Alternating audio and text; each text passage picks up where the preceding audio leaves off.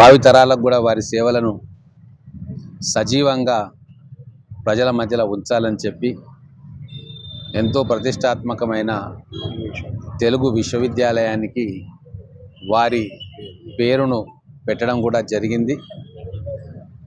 తెలుగు విశ్వవిద్యాలయంలో తెలుగు భాష అభివృద్ధి కోసం కానీ, మన సంస్కృతి తర్వాత మన సాహిత్యాన్ని కాపాడుకునే అనేక వ్యవస్థలు తెలుగు విశ్వవిద్యాలయంలో ఉన్నాయి.